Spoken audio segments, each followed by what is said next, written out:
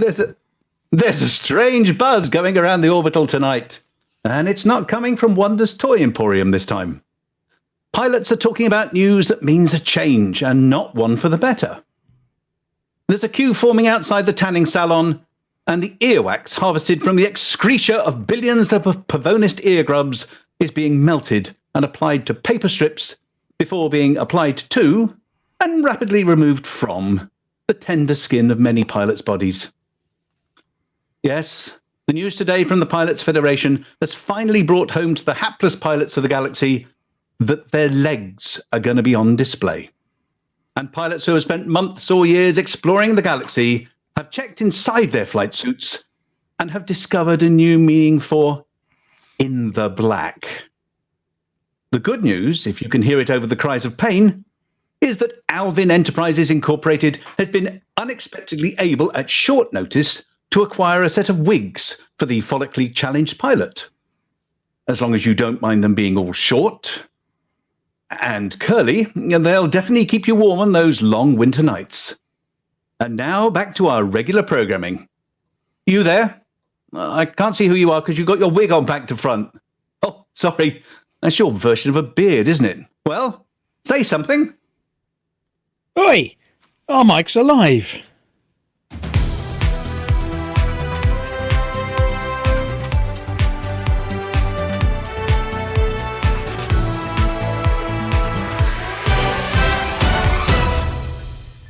Good evening and welcome to Hutton Orbital Live, your up-to-the-minute weekly guide to all the goings-on out in the galaxy. For the next hour and a half... Ish. Oh, okay. For the next hour and a half-ish, we'll be bringing you the latest news, community goal updates, food sampling and name-calling from around populated space, and maybe even far beyond it. Name-calling doesn't sound very nice. Oh, no. Not that kind of name-calling, the other kind. You know, when we recognise awesome truckers and give the best ones a bit of free paint for their spaceships. Along with the Rudolph Hucker, and of course your very own Harry Balzac. That's me. We've got Norma in the studio, as well as the apology officer, plus Wilma, and special guest presenter, Juan Kerr. Delighted to be here. I've printed off my script, and I've been warming up my vocal cords ready. Lou normally finds that saying a lot is enough, or ow. Though that's usually when I've spotted him doing something bad. What? Like this? Surely that isn't bad, is it? Ow! Right. Got it. Note to self, don't do that again when Norma's watching. If you lot are quite finished, we've got some news. Sorry. You may be bouncy and flouncy, but you won't be the only one. Persistent popping as bubble trouble bursts in Pleiades packaging palaver. Festive financials fortified as Advent Arcs arrives.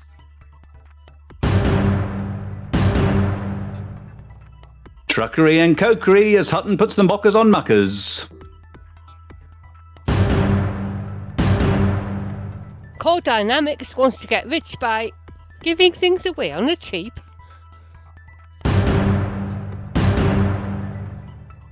Pilots Federation goes all racy. Lost leader causes Christmas kerfuffle.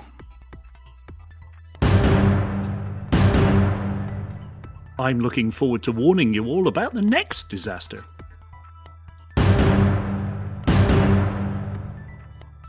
And I'll bring you up to date with what everyone else is up to.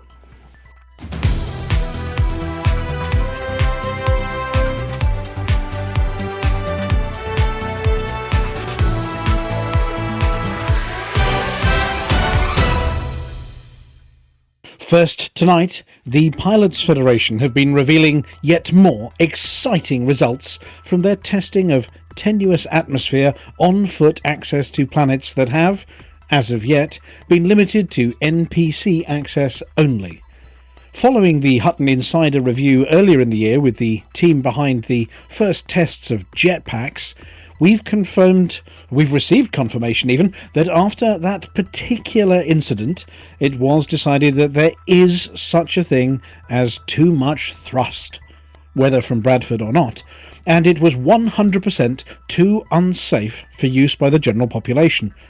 The team have been working hard to ensure that commanders can't do Rocketeer impressions and fire themselves like unguided missiles all over the scenery, and have presented pilots with the compromise, known as Tigger mode. With the range of landable planets to include those with marginally higher and lower gravity than on Earth, one concern was that should commanders bounce in excitement too hard, they had the potential to achieve uncontrolled orbit, and maybe even escape velocity and end up heading for deep space, shouting, "Hello! Is anyone there? Can someone come and scoop me up, please? I'm lonely." Since the days of the first moon landings, humanity has found the picture of space explorers bounding the way across landscapes like sugar-fueled gummy bears both funny and compelling. It is now confirmed that your suit can be fitted with a tank of gummy-berry juice and indeed allow you to bunny-hop your way across surfaces. The gravity assist it provides, we assume, will also enable you to keep contact with the ground, toast some crumpet, and even provide warmth when you're stranded by the commander who gave you a lift and then cleared off and are subsisting on bio-waste fertilised potato on some distant world. We've also had, putting my teeth back in yet again, we have had confirmation for the very first time that you're able now to offer a ride-share service, not only in your ship, but also to loan out your SRV. We understand that insurance firms are providing exemptions for pilots who loan their buggies out to crazy drivers and won't be imposing additional fines. In recent days, there has also been a wealth of information released about new and exciting ways for commanders to provide percussive interaction with each other on planets. Flossy is looking forward to equipping her high-tech space pan for pan-clang fun, defending the mug against Dudley Do-Bad and the Dastardly Don.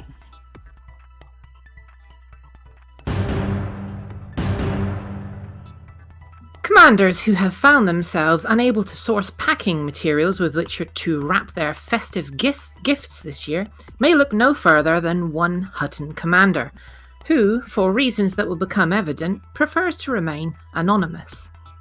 Buoyed by a top 10 placing in the recent Ammonia World's Community Go, they were only too eager to immediately head off once more into the black, studiously scanning suitable systems.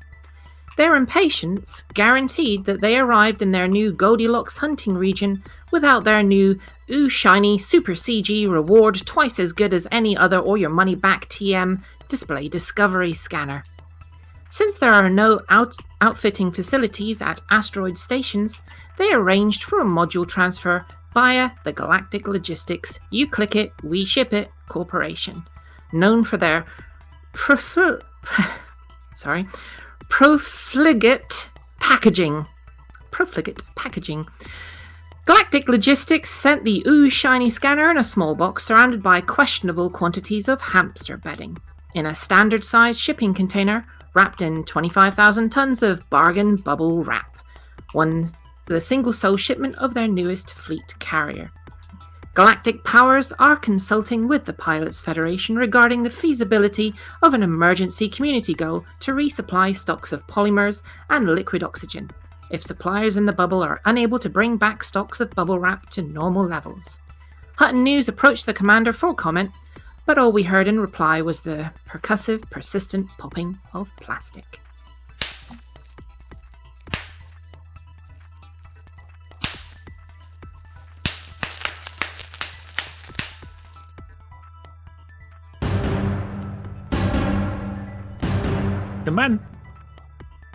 Commanders may have detected an unexpected bulge in their wallet area.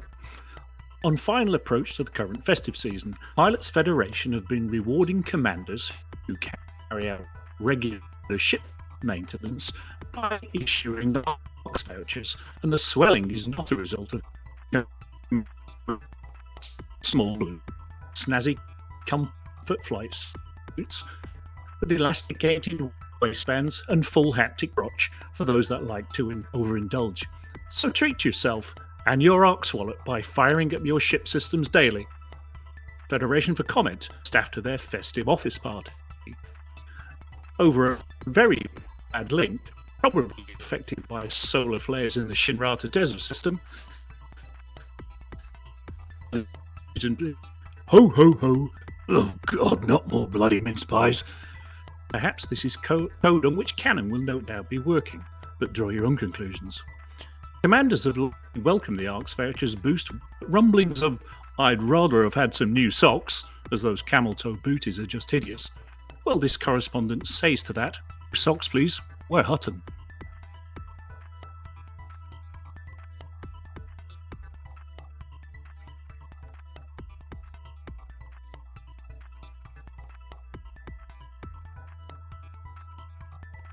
Yeah, sure.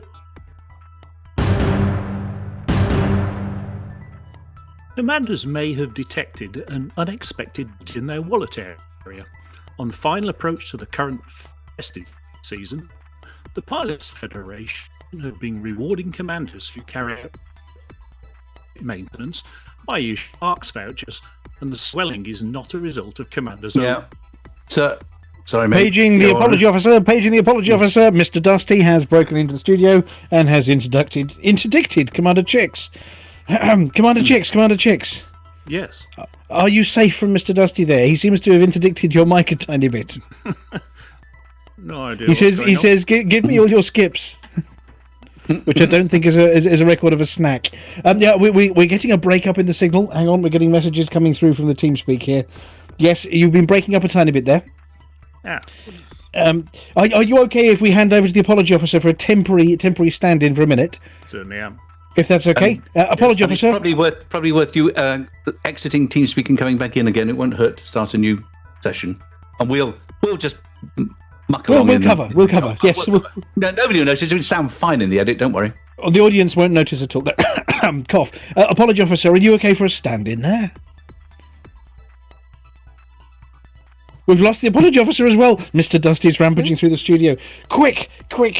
Who's on hand? Me.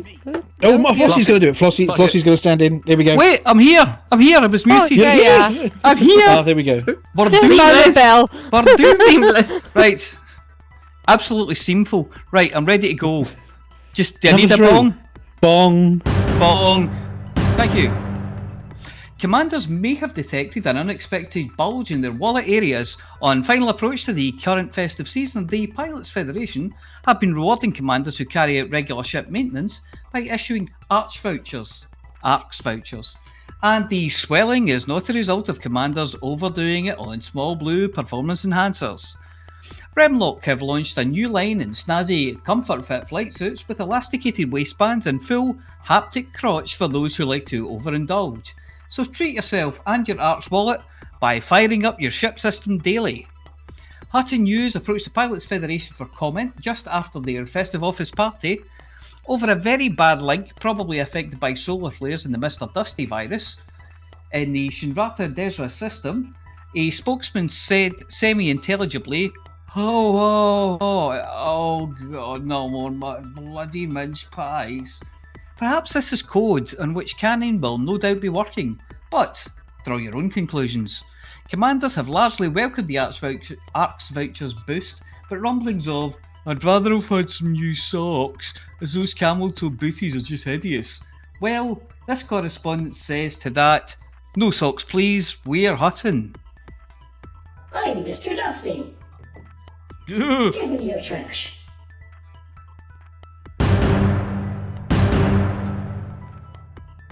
The Hot Pit team, as reported last week, was likely to happen, were in arms, quite up in arms, quite literally, as Hutton were thrown into war over Kokery. It appears that the elite defence force have lost control of their own NPCs, who decided to launch an all-out assault in the neutral zone. Unconcerned by the initial assault, Hutton sent a lone pilot to fight them off, which ultimately led to Hutton going down 2-0 in the conflict. At which point minor panic set in and pilots who were previously out and about grabbing exploration data for the Going for Gold 2 mission caught their nearest fleet carrier back to the bubble, dumped their load at Betancourt base, and then dumped from a great height all over the attackers. As ever, Hutton doesn't do anything by halves. And it appears that not only did the team carve the EDF ships into little teeny tiny bits, they were then scooped up, put through the onboard shredder, ejected, and then the microscopic chaff was given a thorough beam lasering before being swept into the main star for good measure. Alvin is happy to report that Kokiri now appears to be safe from marauding NPCs threatening to boil you up. Communication teams have reported the only response has been a plaintive, "I can't believe this is happening to me." We can. Tweak Hutton's nose at your peril. As with Alvin, our noses are important. We can also report that there have been various communications related to an ongoing spat over in Midnahus between the 10th and the 11th. We're not sure exactly what's happening or even what number is supposed to be in charge at the moment, but we can confirm that an integer is in charge of the system, another integer appears to be trying to take it back, and a faction fraction is engaging in action to achieve an outcome of some sorts. We'd like to remind the entire galaxy that Hutton's attitude to these things is that unless by explicit consent, a local PMF is always the home team, and anyone else is a dastardly invader. Hutton will always staunchly defend any home team and will call invaders rotters, cads, bounders, and other such terrible names too bad for broadcast before shooing them off. Ooh, we have breaking news. Yes, the EDF have broken and the war is now over. As you were, truckers, and that means listening to the instructions later in this broadcast.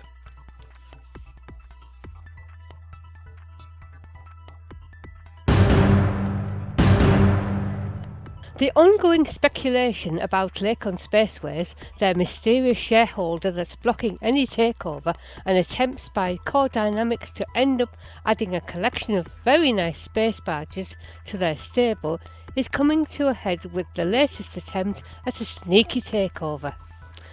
Core Dynamics have decided that the best way to achieve a takeover is to earn less money. Yes, they've discounted a range of ships in an effort to attract buyers back to the Federal branded vessels. What they hope to achieve by this is anyone's guess, but they're certainly buying column inches in the press. There are more rumours that extreme bribery is going on behind the scenes, with a federal dropship full of void opals arriving near the homestead and retirement home of our own Buck Naked, former spokesperson of Lakon Spaceways.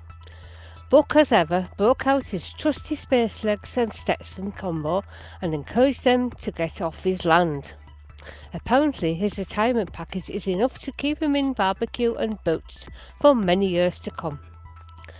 How this is going to end we don't know, but that Rochester fella with his twirly moustaches is rumoured to be trying to get his hands on the secret plans for the Death Star. Sorry, Panther Clipper. Could be though that Lakon are going to kick him in the exhaust port and are resolved to be keeping the plans all to themselves. At least for the time being.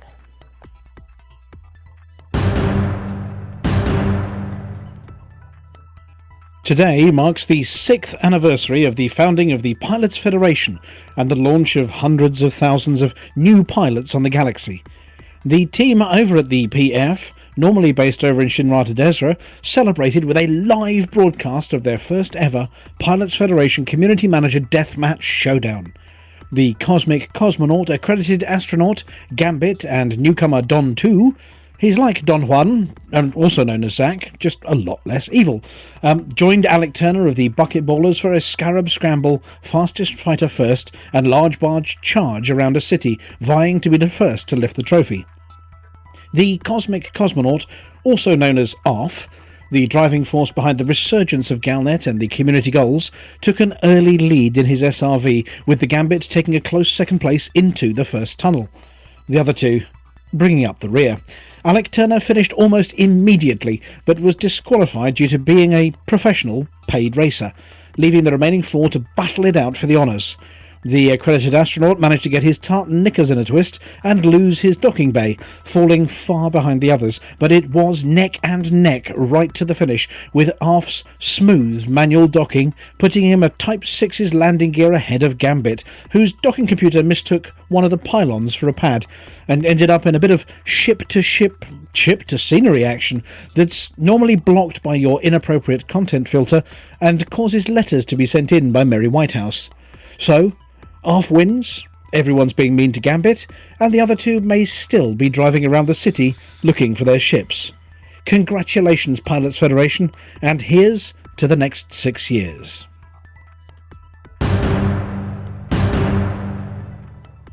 A summit of Federation and affiliated factions was derailed yesterday due to a location mix-up. Galto leaders gathered for an annual conference, summit and trade show in the Old Earth location known as the Grove. There were in-depth discussions regarding finance, strategic placement of assets, and exactly how many volts it takes for a shock rod to make someone pee themselves when stunned.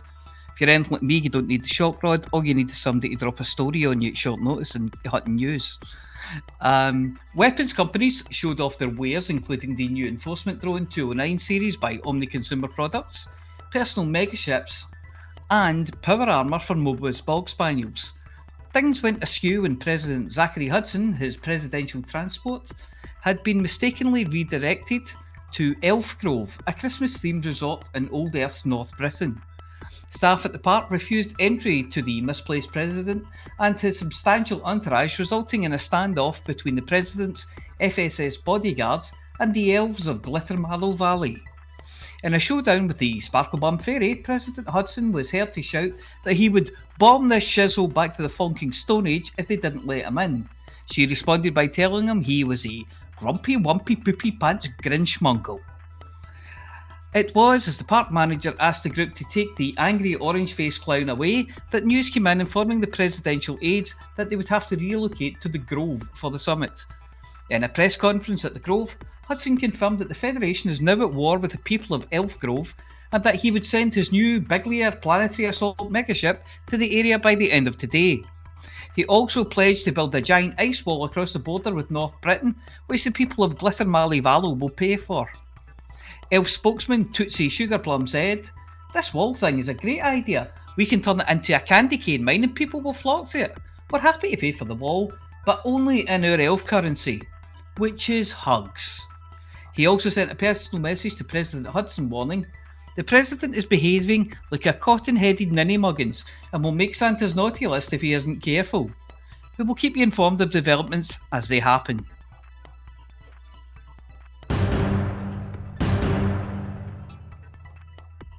Right, we're just checking that our guest presenter has escaped from the clutches of Mr. Dusty. Are you there, Juan? I appear to be here. Let's give this another go. I think it's left the studio and he's terrorising the staff in the canteen. Okay, give it a go, but if you get targeted again, just run and we'll cover you. Cover for you. Here we go.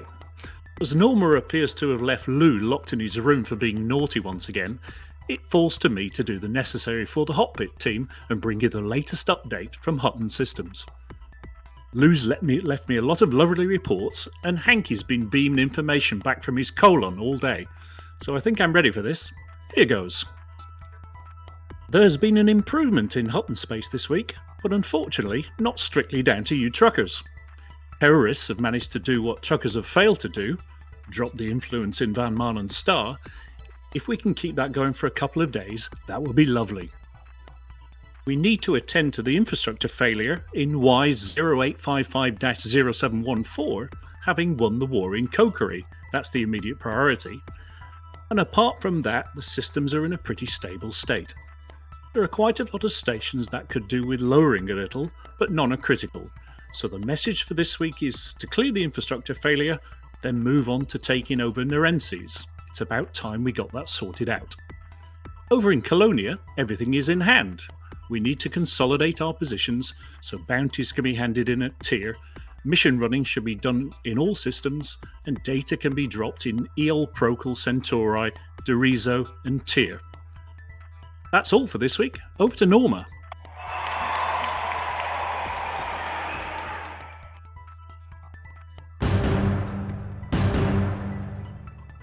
And now for news of events organised by you, the Elite Dangerous community. Commander Yannick has a couple of reports for us. Firstly, a brief update on the ongoing expedition Mercury's Wings. Link bit.ly/Mercury's Wings, where pilots are enjoying themselves with the usual craziness of mountain climbing, falling down, but unfortunately for us, nothing embarrassing to report. The other thing from Yannick is the date to put in next year's diary, as it starts June the 21st, 3307, for the Apollo 15 anniversary expedition. He tells us, the Apollo 15 anniversary expedition is a successor expedition to the Apollo 11 anniversary expedition. It's similarly an expedition with celebration of the Apollo 15 to the Hadley Apennine Mountains of the Moon. Apollo 15 is widely considered to be the pinnacle of the Apollo program and the zenith of manned exploration to date. All commanders, from new explorers to hardened veterans of multiple expeditions, are welcome to join us in celebrating humanity's greatest achievement. For those of you who like to sort out your diaries way in advance, details of this expedition are on EDSM, and we've created a short link to make it easy for you. bit.ly/Apollo15. It seems that last week's appeal on behalf of Commander Belwyn Darkstar regarding help with tritium as part of the Christmas Carriers Convoy 5, link is bit.ly/Xmas Convoy 5, fell on deaf ears. The forlorn commander reports, "No help arrived. I'm cancelling my trip to the High G World and Sagje. I am just mining and saving up the tritium to get back to Wolf 562. It is okay. I will be lucky not to decommission my carrier. I have newer pilots aboard who would be stuck in Colonia. I will make it back to the bubble. The fleet carrier is en route. We have enough tritium to make it. Hopefully this weekend. Hopefully this weekend, the Cosmic Parrot will be back at Wolf 562. We wish Commander Belwyn Darkstar every luck." Did we miss an event that you know about? We are happy to publicise any community organised event, so please let us know and we'll include it in a future show. The more people who know, the more people who show up.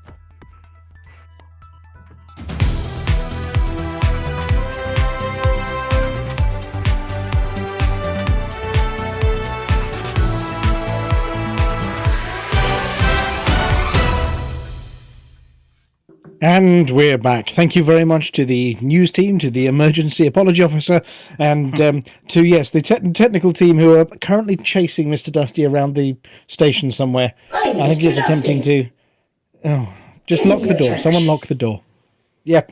Anyway, so yeah, Mr. Dusty seemed to have attacked Commander Chix there, who was obviously the Juan... Am I going to say the full thing? Juan Kerr. This evening. I mean, you have to have a silly name if you're joining us in the studio. But thank you very much, and you know, sorry for the difficulties there, Commander Chix. That's fine. I gave him 15 names, and that's the one he chose. Well, some of the others were completely unbroadcastable. I mean, that's probably the cleanest one. Though, at which point you changed your surname from Kerr to King, or King to Kerr, nobody knows. But look, thank you very much. We know you came on the show last week and you did a little bit of extra for us, and we thought we'd rope you in to do some of the news articles and show you behind the scenes about how the news works. We had a very flattering comment earlier in the day. Did anybody watch any of the live stream earlier? I did watch some of it. No. 5 hours of it. All 5 hours of it. Yeah, I mean, it was a really nice thing for them to do for their anniversary, and it was lovely to see all the community team. But they do their own. They've got their own little sort of Super Cruise news now, which seems strangely familiar. I mean, it has news. It's got Galnet. It's got sports. It's got the weather. It's got silly voices. Yeah. Silly voices. It's got a Scottish 07 person. News. Yeah, it has a Scottish person. It has funny hair. Yeah, a Scottish person with funny hair and a guy with not much hair and yes. Beards. Anyway, but halfway through the 07 news segment, up popped somebody we've never heard of who said, yeah, it's okay, but it isn't as good as Hutton News, which is not one of our regular. It's not one of our paid audience. It's not Lithobreaker who we pay to sit in the green room or anybody like that. It's somebody I'd never heard of as well. So we might actually have a listener that we don't know about. Wow, 2 listeners. Can you name drop? A lurker. No, my memory's not that good, unfortunately. It was flashing past so quick. There was something like 13,000 people in chat, and they were all attempting all sorts of exclamation mark commands. So the poor Pilots Federation said you don't need to put them at Twitch drops. You don't need to put that in, but everybody just literally paste. You see one person shout Twitch drops, everybody shouted it. They did shout for the mug at one point, at which point there was 4 minutes of for the mug and nothing else in chat. Which was good fun. It was really good fun. So yeah, but before we go on to sort of talking about what they had in that and some of the exciting stuff they were showing off, obviously we've got Commander Chix, we've got Aemilia. Good evening. Good evening. That confused me. Aemilia, all of a sudden you sounded just like Chix there. Interchangeable.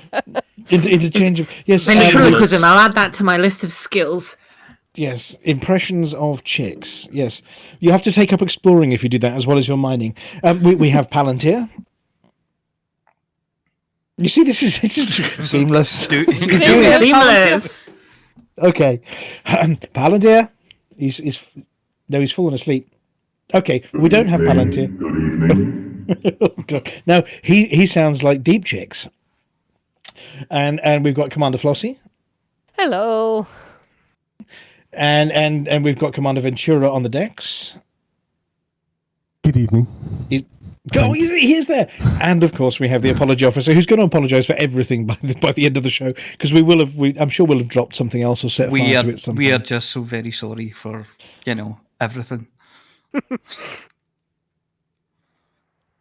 is a public announcement. If you see an unattended ventriloquist dummy on the parade, do not approach it. I repeat, do not approach it. That one's somehow appropriate after Sean's messing around with his voice box. So that's the team we have for this evening. Now we've got some news. Obviously we don't have Lou this evening. We don't have the Dead Meat GF. Dead Meat GF I think Dead Meat GF's actually chasing Mr. Dusty around the station, or he's got the runs or something. I can't remember. But he said there was a problem with his mic, so we wouldn't be able to hear him. And bless him, he thought we cared. Well, I heard he'd gone to the office Christmas Zoom party. Yeah. His mic didn't work on that. Yeah. Is his chronic flatulence back as well? Well, hopefully he's got a mute button so he can just pull the face on the screen, not the full sound effect. So I think I pulled that face earlier on a picture I put up on the Facebook page. And Galnet News is taking a week off this week. Boo, but it's fine because Galnet News are saving themselves for that. I think they normally do a review of the year some point around New Year. Yeah. So I think Commander Wotherspoon is sitting there with the crank handle, winding his batteries up, ready for his extended review of the year, which was... They'll be saving the vocal cords. We don't begrudge him at all a week off. And so, yes, Commander Wotherspoon will be back sometime soon. So we've got plenty of space to talk about the content of the stream. Now, obviously, the start of the stream was their own review of the year, and I think it involved Hutton, a little bit about the Dart Wheel, and lots more Hutton with a sprinkling of Flossy. I mean, we want to talk about Flossy sprinklings. Well, that's a great subject. So generous yes. topping. Actually, no. I mean, a bit like Flossy's bit from, or Norma's bit from in the news earlier. It covered what all the groups have been up to. So it covered the racing, the buckyball races. It covered the sort of galactic expeditions. It covered the Antarctic team. So Commander Dog's Breath going down to the Antarctic with the mugs. It covered crikey, Hot mess. The hot mess. That's where I got mentioned in. Yeah, 55,000 stations in 20,000 systems over 90 days by 321 commanders. Yes, a good thing I had that ready, because I would never have remembered that. But all the other groups as well. So the races, Operation Ida, or is it IDA, that Atris is so fond of talking about as well. They had a good mention about how every time Tharg sticks his head up anywhere, they just squash it. They just go and splat it. Yeah, Thargoids. Yeah, we got that. About sort of repairing some of the stations. So all the community events, so not just Hutton ones, but from the entire community. And it was a lovely review to look back over the entire year. An awful lot we've been involved in, joined in, and a lot of Hutton commanders have been joining in. So it's wonderful to see all the community created events, as well as the ones that they put up for things like CGs. Talking of CGs, Flossy, we do have your segment this evening. Yeah. Are we going to be having new news or new CGs? No new CGs this week. Well, but you have got news about old CGs and CGGs. Yeah. So you've not got nothing. No, I'm not. I do have something. You have all we need, Flossy. So those of you who watched it, we watched the review of the year, and then they did a little bit of racing, which we mentioned in the news, and Arf won and laughed at everybody and was mean to Gambit. And then they sort of launched up their big, we're going to have space legs next year kind of reveal, and it all got a bit violent. Because there was pew pew shooty shooty. Oh no, they've started. We don't do Twitch drops on this channel. We don't need Twitch drops to get 2 listeners. Unless everybody says don't drop mugs. No, we don't drop mugs either. Hashtag Twitch drop. Oh God, don't do that. It'll go wrong. So yeah, it was all about combat. So they were talking to the actual production team behind these things, and it looks quite exciting. So I'm going to just randomly pick somebody. I don't know, pick on somebody. Commander Chix. Yes. They were talking about spacesuits. They were. Four different kinds of spacesuits. Well, there are 4, but one of the 4, which they left till the end, is your actual flight suit. Yeah, your underpants. Just go out there in your underpants. Yeah, that's right. With or without elasticated waistband. Yes, the first one seemed to be something of an engineer suit. It's called the Remlock Maverick, and it comes with almost like an arc cutter, like a. I saw that they were hacking open a door. Yeah, that looks good. That's very underhand. We need one of those to break into the studio when we sort of lose the key. Yes. Will it work on asteroids? Well, what can you cut? If an arc cutter cut, if an arc cutter cut, what could an arc cut? There's different. Oh, just be careful! You just be very careful. It would only work on an asteroid if it was one-handed, because you'd need the other hand to hold on, of course. That's what the brace is for. Yeah, if it was a metallic asteroid, surely. Yeah. Metallic asteroid, you could use your boots. Yeah, you could use your mag boots. But you would need your other hand to pick up the bits that you've blasted off. Well, Velcro would be a brilliant idea. Of course, Pockets. The asteroid would have to have the corresponding Velcro, so it's a long shot. Then the next suit was the combat shooty suit, which is made by Manticore. That's called the Dominator. Manticore make weaponry at the moment, don't they? Manticore make. No, they don't make the Olympus. They make something already, don't they? Missiles. The name is or something. familiar. And one of the advantages of that suit is you can carry 2 primary weapons. So by implication, with the other suits, you can only carry 1 primary weapon. So you can carry a spoon and a fork. Yes. Yeah, right. Or 3 if KFS, knife, fork, spoon. Or a spork. If you have a spork, you're okay then. Spork. Yeah.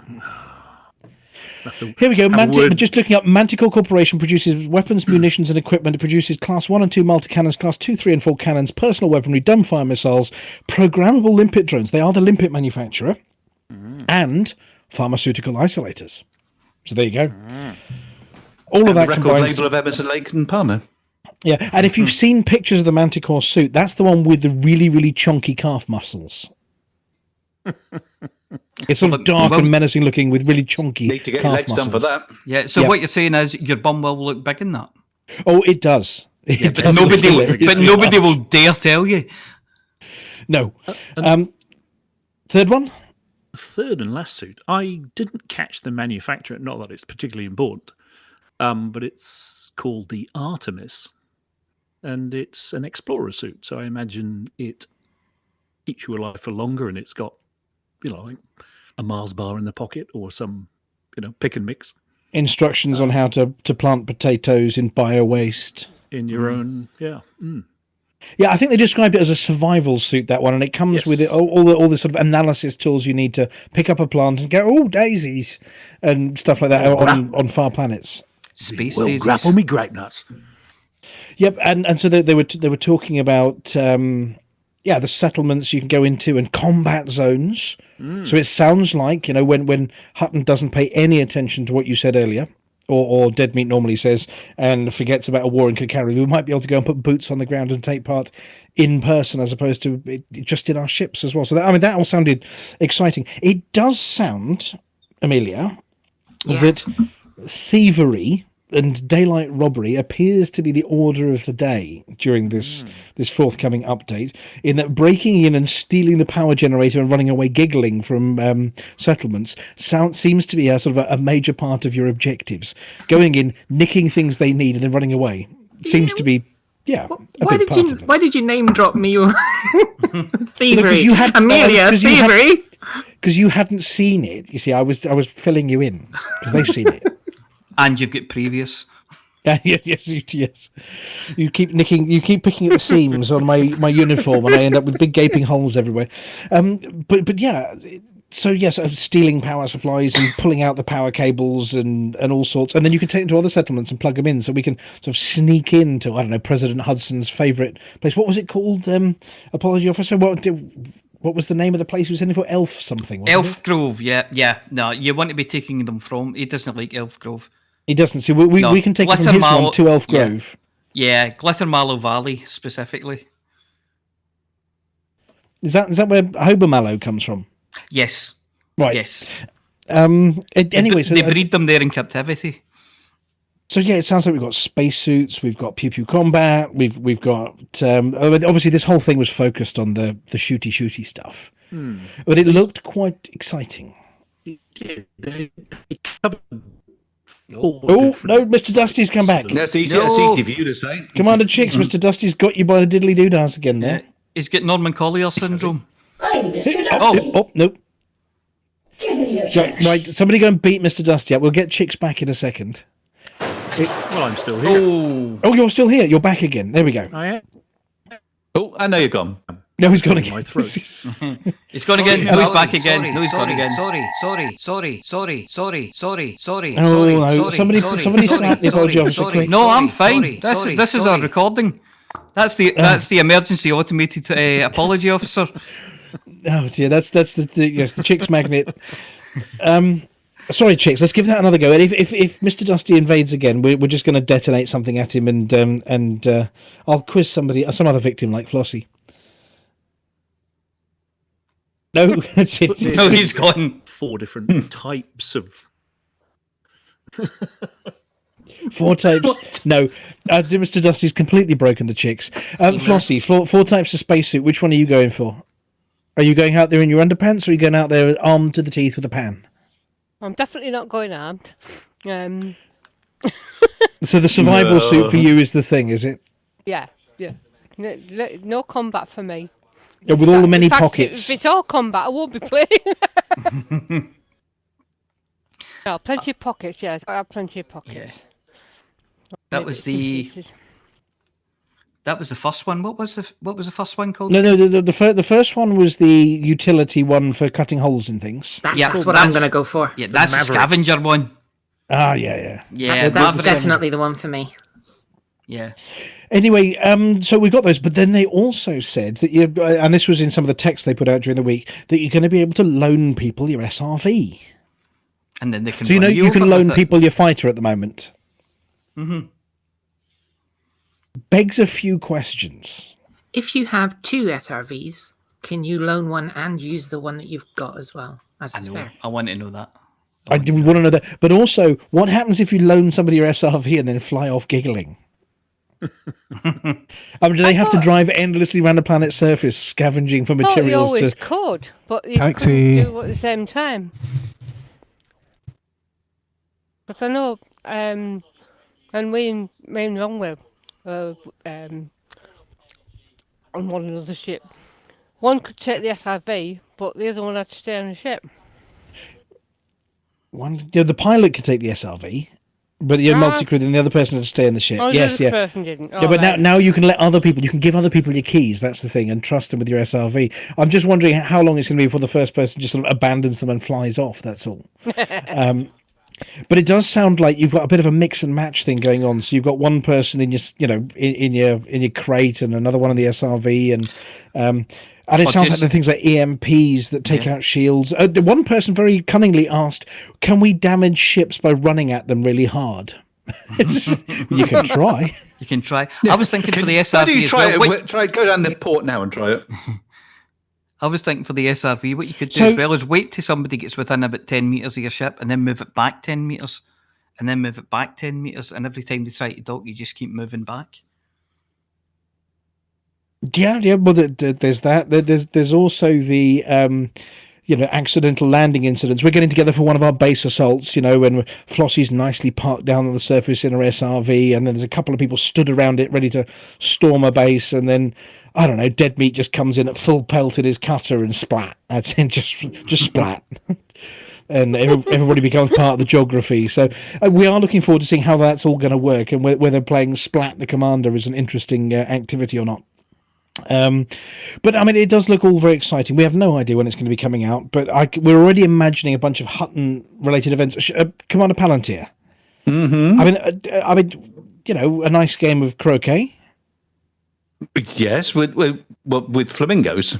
Well, or using the butt of your rifle to tap around some of those materials. You shoot them out from a rock and then you tap them around nicely through little hoops or through the legs of waiting SRVs. You get an SRV to blow up a rock and then you try and head it as it comes down on a low gravity world. Have you ever managed to catch one of those in the air in your SRV? Low gravity planet, blow up a rock, it shoots all those materials out, and then you jump your SRV and try and catch them with your scoop. That's a fun game. I haven't. I just got the bit there is with something shooting out of his butt. What was that? Yeah, that was personal. Thank you for bringing that up. Yeah. Well, obviously, games of Bulldog. It sounds like rugby. I mean, can you roll canisters? I mean, could you roll a canister of Hutton mugs down a slope and crush someone? Not that you'd want to, but it's the kind of pastime we might want to be testing during alpha. These questions need to be answered. These are the vital questions. Forget the FPS combat. Can you roll your Hutton mug down a ramp? We have also had questions about halo jumps off of Crate Mark IIs or Crate Phantoms. Or fly over with you standing on the top, but it comes to a sudden stop, and then you keep going. You just get a commander on board, and then go up and up and up, very gently, very smoothly, up and up and up until you get into orbit, and then the commander jumps off the end and heads planet side. In the style. Felix Baumgartner style. Oh, but Baumgartner style is yes, definitely no parachutes. You've just got your Tigger mode. Yeah. Bum clencher style. Oh, yeah. What's the highest velocity? Oh, I wonder if there's a velocity readout in your ship's readout. Can it tell how fast you're going at any point in time? Like if you trip down one of those steep slopes outside, you just walk out of a compound and there's a steep slope and you accelerate at speed. One of those sky ground things. Bounce. Oh, ow. Yes. The old Winnie the Pooh, bouncing down the stairs on his head thing. But there are loads of Hutton related activities, and as is traditional, obviously once things like the alpha drop, we're going to be putting a bunch of Hutton events together to see what we can break, to help them find all the things that are breakable, and have a really good laugh messing around in the alpha, seeing what shenanigans we can get up to. And of course, these are the things that fuel our events going forward. So for 2021 onwards, we're looking at not just spaceship events and exploration events, maybe combat, but also planet side stuff now as well. So really looking forward to this. We can have who can cut through that door fastest. I have no idea. Don't you think that the instancing is going to be a very important thing here? Otherwise, how can we set the record for the biggest human pyramid? Oh, you see, yeah, you can go the full cheerleader, can't you? Mm-hmm. Flossie on the top waving a little flag. Definitely low G. Mm-hmm. On low G, yes. We're going to get new engineers too. Oh, we are going to get new engineers. So apparently, you can put modules on your weapons and your suits to upgrade them. And if you do that, you then have to buy another suit to change it, so you can't undo it sounds like engineering on your suits. You're going to have to go to an engineer and say, can I have a new one? Do it on this one. So then it presupposes you've got a wardrobe. Ooh. So, Flossy goes to a ship and sort of leaves through, am I going to have this one or that one? And, what shoes am I going to have to go with it? Because, of course, you can change your boots Book as to well. match things, yeah. You've got to Yeah. accessorize. You've got to accessorize. Am I going to clip that ammo pack onto my belt, or am I going with the full, double pan, setup? Yeah. Do I want pockets or do I want a Dyson Hoover? Dyson with Yeah, death. the Dysonator for hoovering up planet stuff. Yep. Dysonator, yes. Yep. Yep. Obviously, these things are sure to be adopted, a bit like the various names for other bits and pieces, friendship drives and the honk. Mm-hmm. They will have colloquial names. Yeah, don't do that in your spacesuit. No, don't honk in your spacesuit. Yes, I went to a talk once by Chris Hadfield about what happened when he went blind on a spacewalk because his suit leaked fluids into his eyes when he was on a spacewalk. Fascinating talk about how not to panic when floating above planet Earth with nothing around you but your spacesuit and blind. Yeah, it's a And fascinating where did they get talk. the fluids?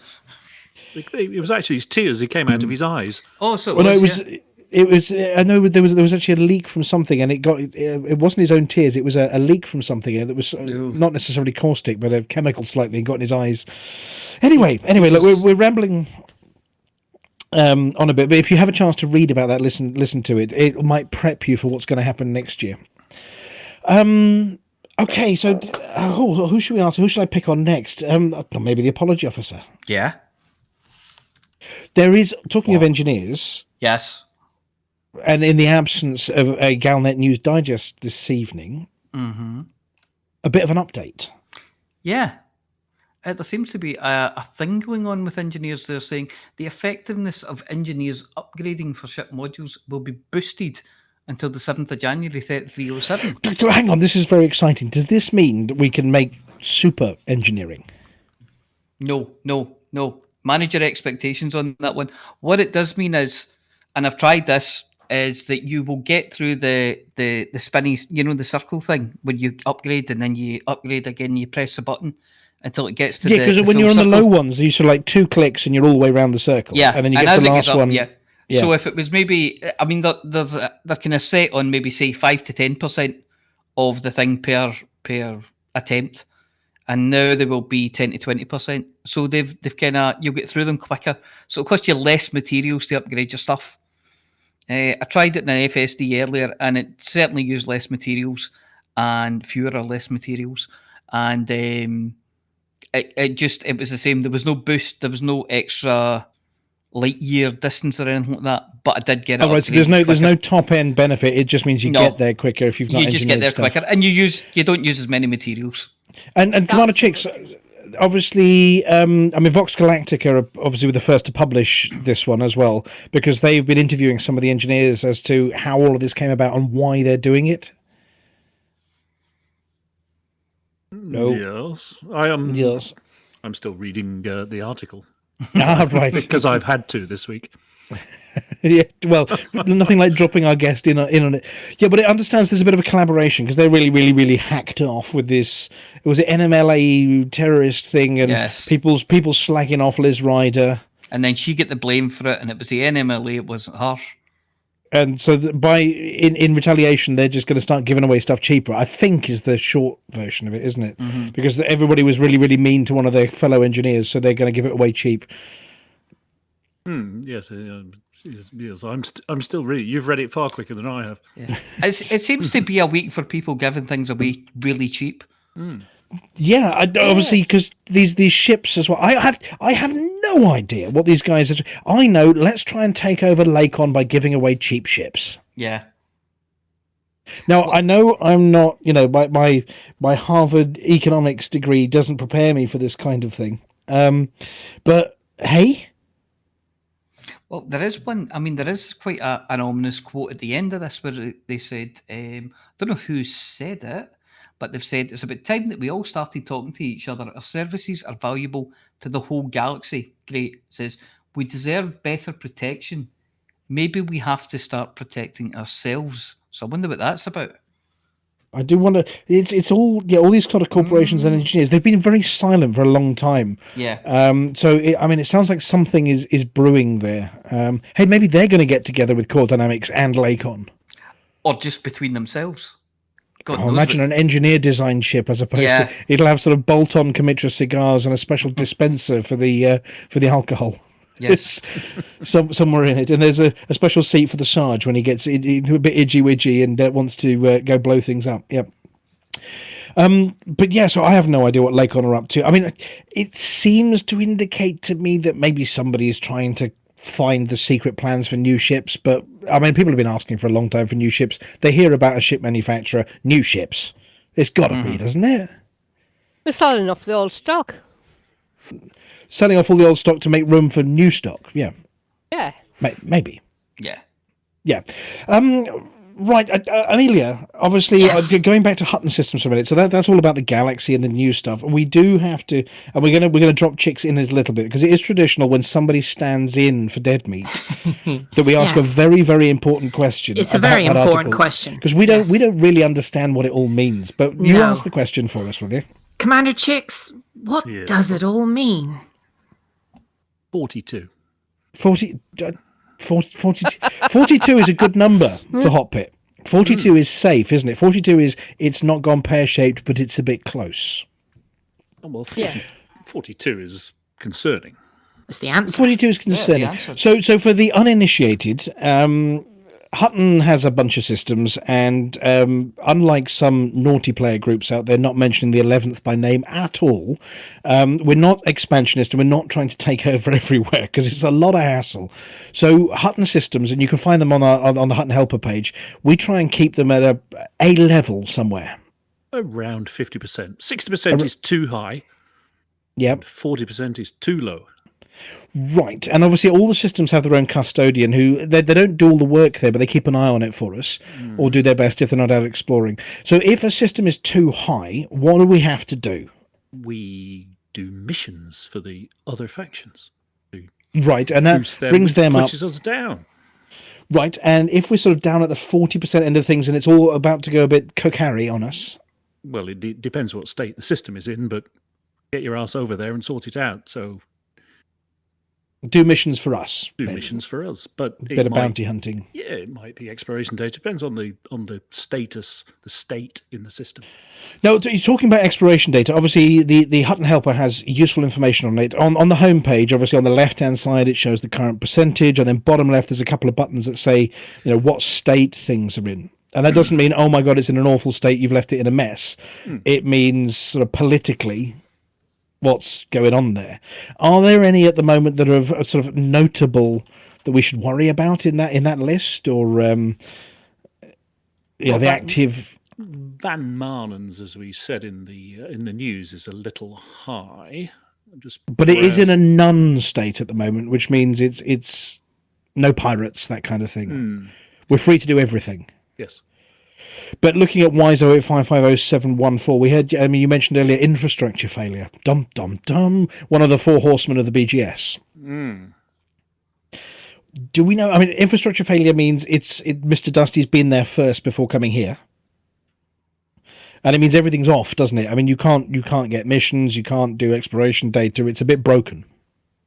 Yes, there's certain. I'm just looking at the stuff to import. So it's usually stuff like power generators and things like that. Bust. So the commodity market's on, and you just have to bring things in to fix the infrastructure failure. One of the downsides of infrastructure failure is it rampages around the systems.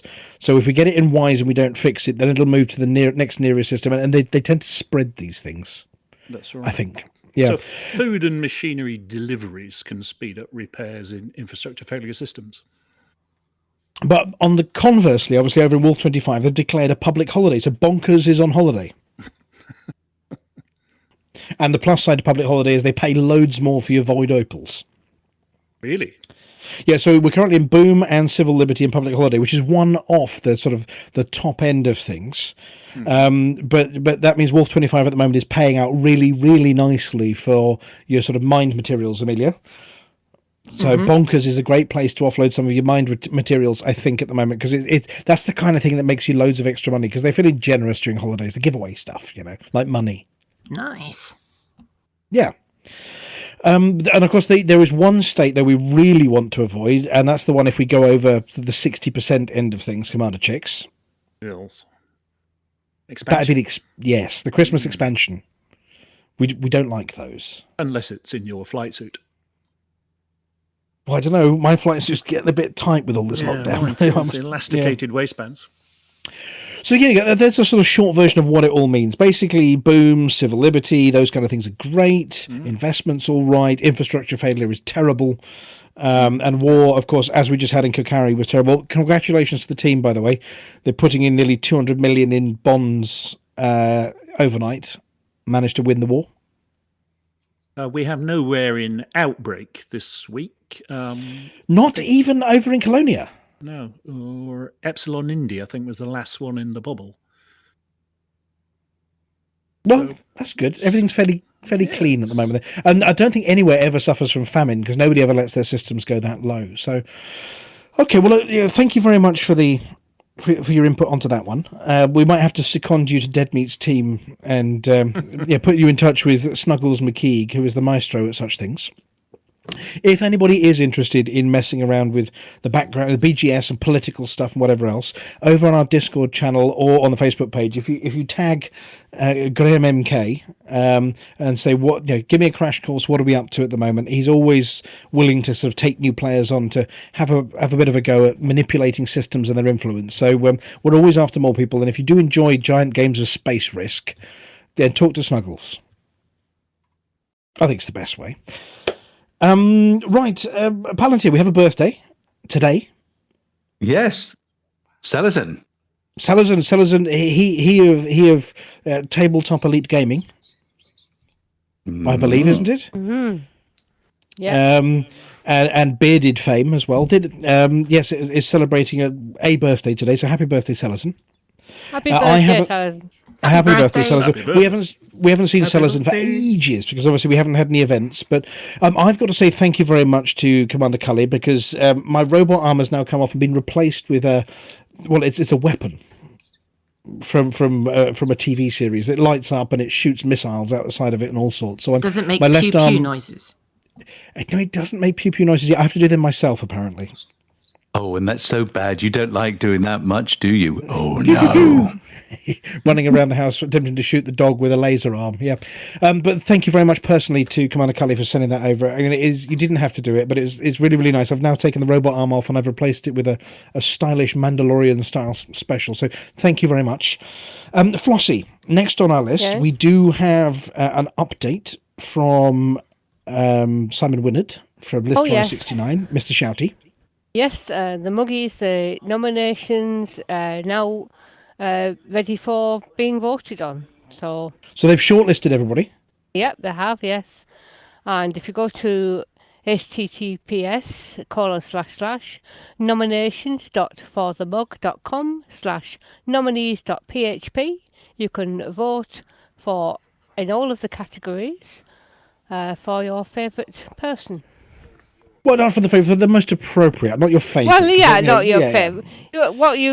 The person. If we all voted for our favourite person, we'd all vote for Baz just to make him cry when I he gets out didn't of mean it hospital. quite like that. I meant the person you think teasing. should have that particular category. Not your Absolutely. favourite person necessarily, no. No, well, you could do that, but obviously, yes, the most appropriate winner for Minor of the Year or Top Trucker, Yeah. those kind of things. And it's open to everybody. It's not just for Hutton Trackers. It does log your name and your IP address and all sorts, so no being sneaky. Right, and Aemilia, there's a message from Graham MK. I have no idea what it means. He says, we've taken all the liquor out of Mansfield. Having to switch to beer. Only need 1,000 tons or so more to fill the carrier. Yeah. Is this something to do with a Christmas convoy and loading up with beer to take for Christmas partying? Well, there's all sorts of stuff been going on in Discord, and I can see that old Rincewind Cymru has been saying they've been loading up a carrier. They started off with over 5,000 tons of liquor in Mansfield Orbital, and it's empty now, basically. And I've got more on that in my bit further down. Ooh. Right, so basically we're robbing all the booze out of some of our stations to take somewhere, and we're sticking them in a fleet carrier. Well, that's the short of it. Yeah. Does that Yep. include all the Centauri gin? Yep. I don't Origin. think. Yes, the one Has from anybody gin. been out there to get Yep. those? Yeah. It sounds like yes, they're robbing it from everywhere. Our gin and our bourbon and all of the liquor. There's a Wolf Rare Nebula tour on Saturday, is. being hosted. Is that a hotbox thing? It's not specifically Hotbox Sounds. Commander Showside Customs has arranged it. And it's one of those kind of, you just come along and we'll go at our own pace and we'll meet up whenever two people are close, that kind of thing. So it's quite laid back. But he's listed an itinerary of places to go. So we start off with a couple of orange giants and a few things to look at. And then we head out to the, I think it's the Helix Nebula for the first of the meetups, and then there's a few nebulas, and get us back by Wednesday night. Right. Yeah, as laid back as Hotbox gets. Yeah, we're always laid back. It's like, let's just go and do some stuff. You zip around the galaxy. Like, oh, goodness. It's not that far. It's only a couple of thousand light years out. Yeah, It's not far. Right. Well, that's taking place on Saturday. Yep. Just basically get onto your TeamSpeak or your Discord chat or into your Hotbox chat and hop aboard. Watch the Facebook page for more updates. I'm pretty sure they're putting more details up there, and go and join in if you're at a loose end on Saturday. Other than that, we've got a bit of an update for everybody on Baz and how Baz is doing. Baz's recovery. For those people that know, obviously Baz from Special Effect and the banter bus was brung low. His ship was boarded. He was bumped over the noggin, and he took one for the team. And he's been recovering. Well, he didn't really. He wasn't very well, and he got taken to hospital. And he's on the path to recovery. He's been having a really good week. He's really positive. He's throwing himself into his rehab and the physio and all sorts to get his movement back again. Apparently, he's beginning to get something happening back on his right side, so he's beginning to get something working again with his starboard side.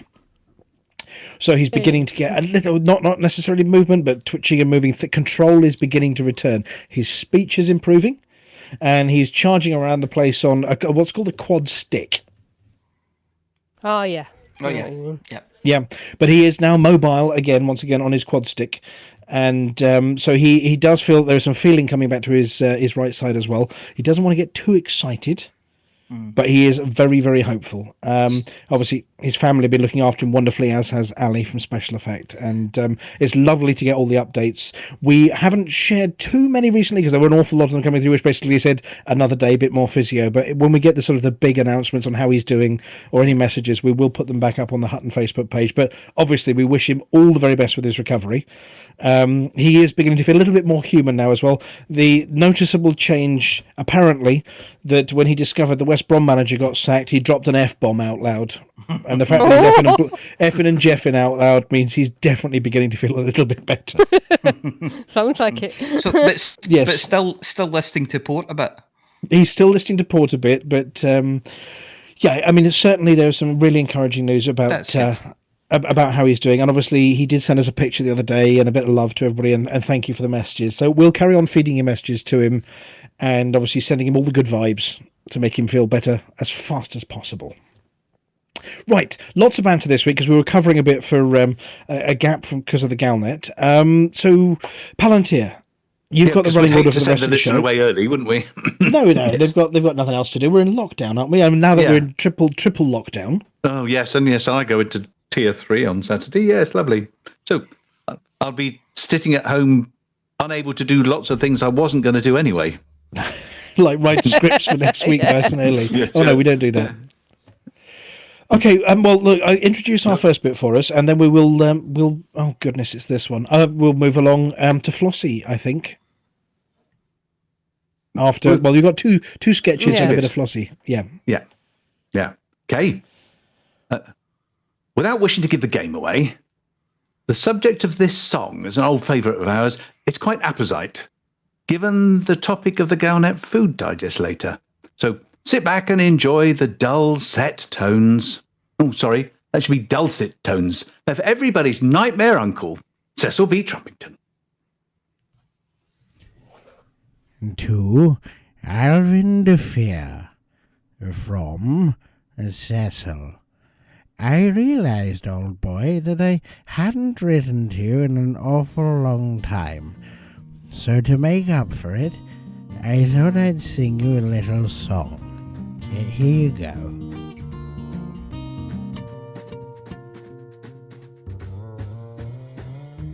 Slow down, you fly too fast. You've got to make the journey last. Just knocking back another gin, looking for fun and feeling woozy. Ba-da-da-da-da-da-da, feeling woozy. Oh bugger, I've dropped my gin. Oh hello, Outpost. Which pad's going? The need to pee is rapidly growing. Ain't you got no mugs for me? Doobie, I'm feeling woozy. Ba-da-da-da-da-da-da, oh, feeling woozy.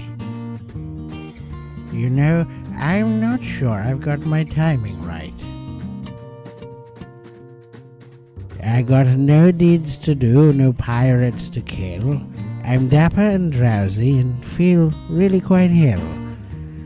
Let the warzone attack poor little me. I love you, Lael, despite being woozy.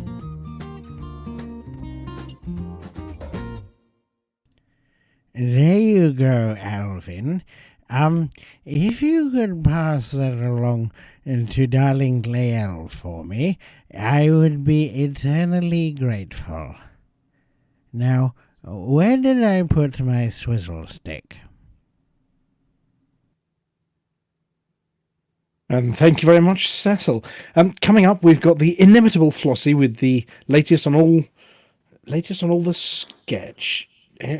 No, that's confused me. Oh, yeah. After the sketch. Oh, no. No, it's confused me. We've got stuff coming up, and then Flossy with CG News, CCG News, and the CC Senior updates. But before that, it's repeat time once again on Hutton Orbital Radio News as we disinter an old sketch in the hope that anyone who heard it the first time is probably old enough to be sipping their Horlicks by now. So it'll seem fresh to the rest of you. Please ignore any references to an upcoming inaugural flight by Commander Jameson.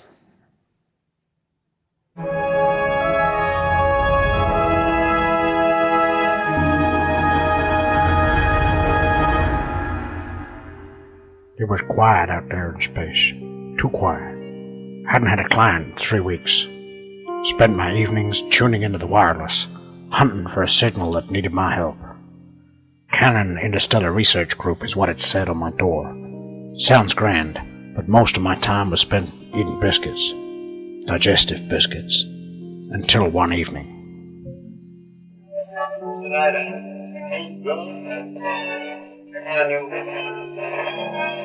Dr. Arcanon, they're reading your mind. Oh, not with my new hat. The signal, it becomes clear.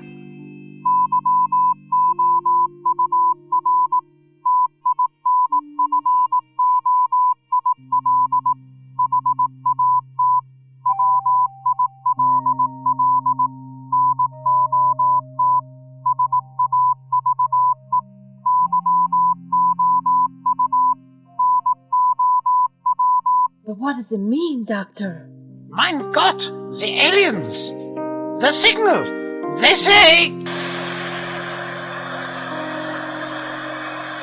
Dr. Arcanon? Doctor! No!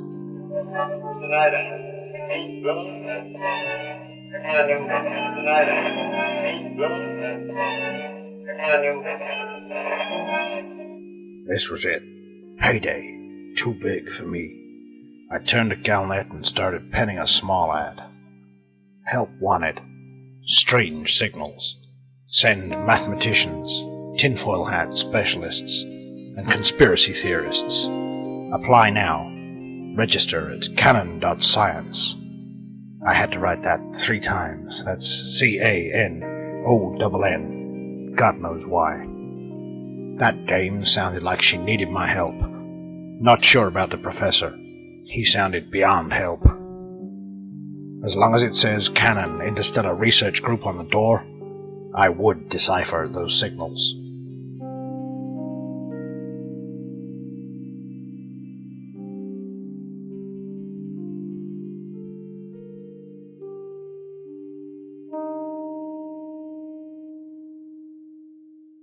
When the universe is in trouble, bug infestations in the bubble, your home station's burned rubble.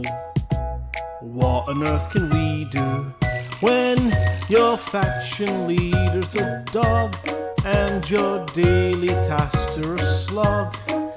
You're feeling like a used cog.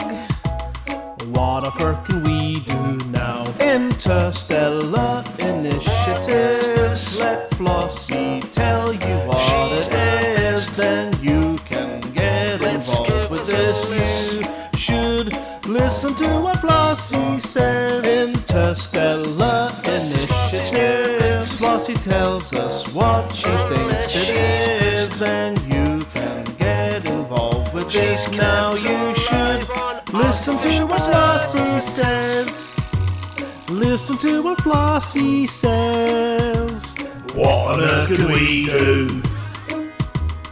Do what Flossy tells you to.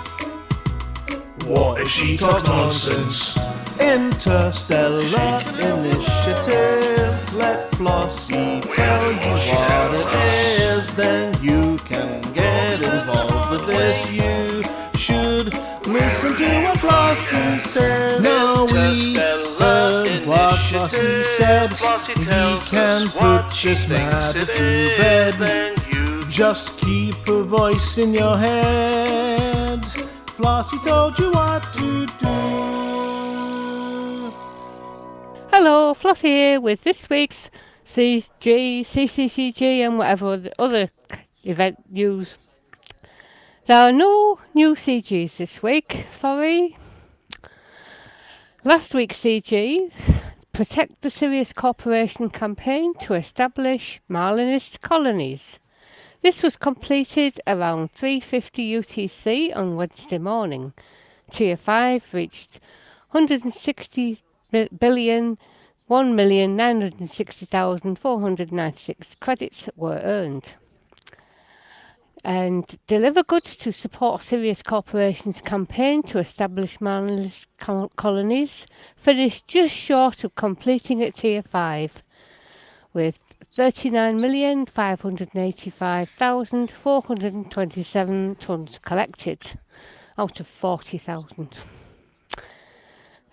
million, sorry.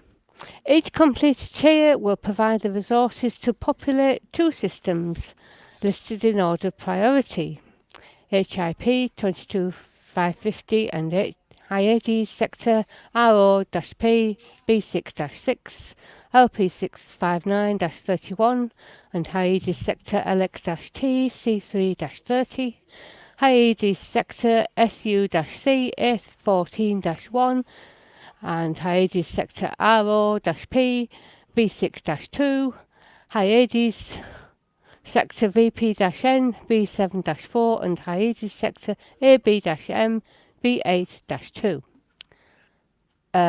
No, that will get built. I haven't included the other 2 which won't get built because they won't get built. These are the ones which will get built because we reached Tier 4. As you see, there are lists of 4 lots of systems. And sorry, Flossy, that was me. That was me. I can't count to 5. I could see that. There was the pan. No, don't. Ow, no. Sorry, I haven't Flossy. included the 5th set because we didn't that's qualify. 4. I can't count to 5. Oh dear. Right. And we have a possible CCCG. Rachman's peak outpost marks galactic zenith. Multi-billionaire Zachary Rachman's new orbital outpost at the galactic zenith is now operational. Rackham's Peak is situated in the HIP 58832 system, one of the highest practical locations above the galactic plane. Its construction was funded by Rackham Capital Investments in conjunction with Universal Cartographics and other scientific research companies. Traders have been welcomed, although the increased distances between stars at the galaxy's fringes means that vessels with a high jump range are recommended. Rackman's Peak is currently offering high prices for deliveries of beer, liquor, wine, Bass Snake Gin, Centauri Mega Gin, Chateau de Aigor, Iranin Pearl Whiskey, Geratin Gurus Beer, Harmer Silver Sea Rum, Indie Bourbon, Conga Ale, Lavian Brandy, Leistian Evil Juice, Saxon Wine, Zutis Cream, more on that later, and Wuthilo Coup Froth. Mr. Rackman officiated at the Outpost opening ceremony, which was followed by an extravagant press party for media representatives and attending celebrities. He gave this statement. The top of the galaxy is now open for business. Rackman's Peak is a free port where everyone is welcome. A place where explorers and entrepreneurs can enjoy drinks while overlooking the entire Milky Way. Aim high, Commanders. In the latest news, Rackham Capital Investments has agreed to pay a repairs bill from Universal Cartographics for the Outpost sensor and array control systems, which suffered fluid-related damage during the party. If anyone is interested in taking wares to the Outpost, Graham MK is planning to take a carrier there after possibly doing a tour of all the stations to fill up first. Going for gold too. Not a lot of progress this week due to other events happening. CGs and a war in Corkery taking up a lot of time. This week's exploration total 2,757,174,474, and the current exploration total, at least as of a few hours ago, 145,816,234,071. Top 5 overall, Chix with nearly 75 billion, Duckface nearly 9 billion, Montgomery Python with 7.7 billion, Evil Flash 6.3 billion, and the Shrike 4.4 billion. We are still well ahead of second place in the exploration leaderboard with 69,286,382,581 points. And that's it for this week's CG Interstellar Initiative news. Flossy told you what to do.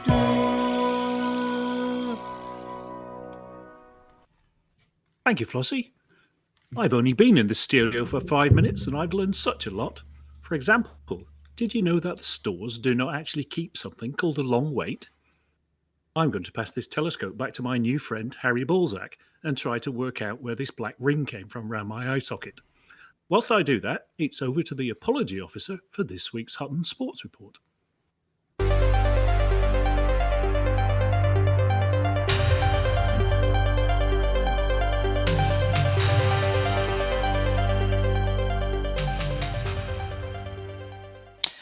Welcome to the Hutton Sports Report, a deep dive into the boggy morass comprising the doings of the people of the Milky Way. The Hutton Sports Report is sponsored by the Hutton Helper, the only third-party resource to come with a free diamond. Well, it's a lump of coal, same thing. This week's end-of-season floaters in the Porcelain Bowl of Sports are the All I Want for Christmas is an Advanced Planetary Probinator Stakes, the If You Thought Santa's Sack Was Big, Then Cop a Look at This season finale, the last-minute shopping trip to get a fondue set for Auntie Doreen Challenge Cup, the Santa Came Down My Chimney and I Want Him Arrested Cup, the More Slaying Than Santa on a Busy Day Battle Royale, and the Chris Rea Driving Home for Christmas Memorial. The All I Want for Christmas is an Advanced Planetary Probinator Stakes ended in a resounding victory for the Shriek, despite a good showing from Cometborn. The If You Thought Santa's Sack Was Big, Then Cop a Look at This season finale was comprehensively won by Jitar Beirel, who was promptly arrested for indecency. Not even gross indecency. The last-minute shopping trip to get a fondue set for Auntie Doreen Challenge Cup was cancelled, as Auntie Doreen still has her one from 1973. The Santa came down my chimney and I want him arrested cup goes to Alex Zuno, who cleaned up the rest sites as only Alex Zuno can. The more slaying than Santa on a busy day battle royale saw Bicarb swagger into Hutton with the most severed heads, much to the annoyance of Shattermage, who was just setting up a tasteful display of the severed body parts he had collected. The Chris Rea Driving Home for Christmas Memorial has been cancelled this year as the gravel-voiced 20th century singer/cyborg was already at his home port.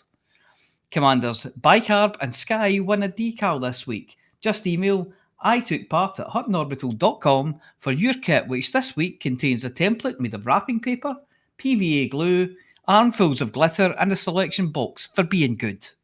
So, make this song your own, standard Buffy rules apply, and we change ends at half time. The classified results are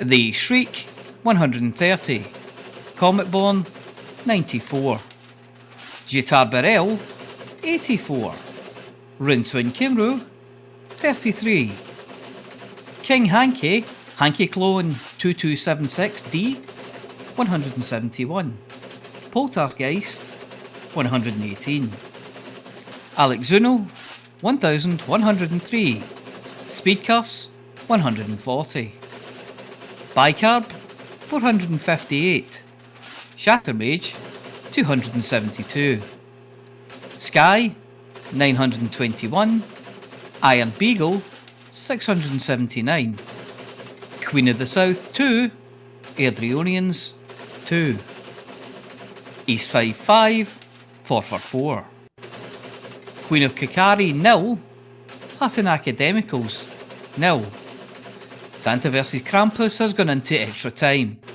And that's your end of season classified results. We are showing 6 runs to Hutton this week, all with respectable times. Closest was Evil Flash with a time of 1 hour, 23 minutes and 44 seconds. You only have to shave off 1 minute and 14 seconds to beat the record set by Brett Riverboat.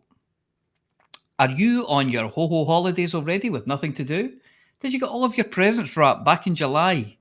Are you already so full of Quality Street that you can't get off of your chair?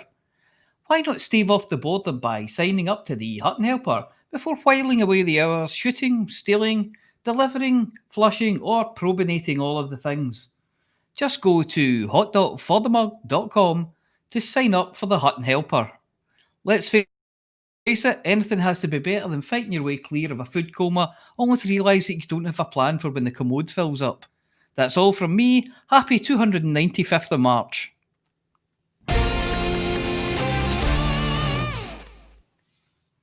Thank you, Mia. It doesn't matter what time of the year it is, it always seems to be the right time for decorations. Sorry. I'm going off now to beat myself senseless with a copy of the Argos catalogue as punishment.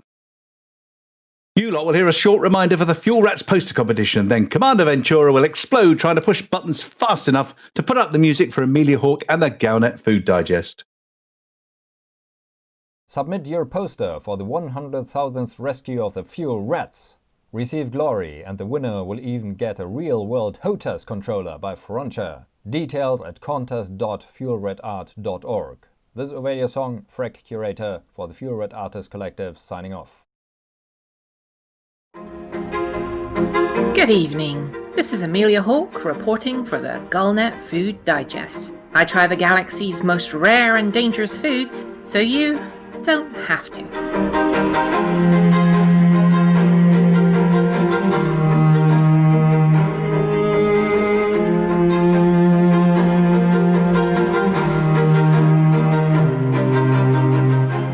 After recovering from last week's startling revelations about the origins of the previous rare good, this week's one sounds, on the face of it, to be a simpler affair. Kingsbury Dock, in the Thrutis system, is home to a dessert aperitif and cocktail ingredient that is as much sought after by gastronomic alchemists and the kinds of mixologists usually reserved for those very expensive bars that you have to queue to get into, and that's even if you have a reservation made a year in advance, Thrutis cream uses ingredients sourced from the planet below the station, an Earth-like that has a habitable but rather chilly environment, with average temperatures on the planet hovering just above freezing. The northern and southern regions are winter wonderlands, blessed with frequent snowfalls and pine forests. Head below the tropics and you're into a more lush landscape, blessed with frequent rain, cloud cover, and very little in the way of arid desert. The whole planet's flora and fauna are more colourful than you're used to on other planets. A full palette of natural oranges, reds, blues, and purples. Thrutis cream itself is a fermented drink, not dissimilar from Advocat. It's made with fermented milk and egg yolks, which gives it a silky texture, though it's thicker than you would expect, and it's presented in very small glasses alongside a ceremonial and traditional spoon with which to ladle it into your mouth. Where it differs from Advocat is in the origins of the milk and the eggs. A planet as lush as this, with an absence of the most extremes of temperatures, has led to giantism amongst many species. The source of the cream is no exception. The Thrutis giant rat, one of the largest omnivores on the planet. The rat is an opportunist that wastes nothing, and that's shown in the huge sizes that they grow to.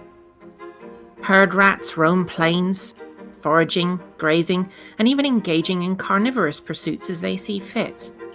Mainly nocturnal, they prefer to doze during the day in the shade of a tree, becoming more active at night. The rats are relatively docile, presumably due to their large size, which is larger than a bull elephant back on Earth. The females are blessed with mammary glands that keep their abundant progeny well fed. Whilst the adults are enormous, their young are born small, smaller than a house cat, but the protein-rich food from their mothers affords them exceedingly fast growth, reaching the size of a cart horse in under a year, at which point they're weaned and make their own way in the world.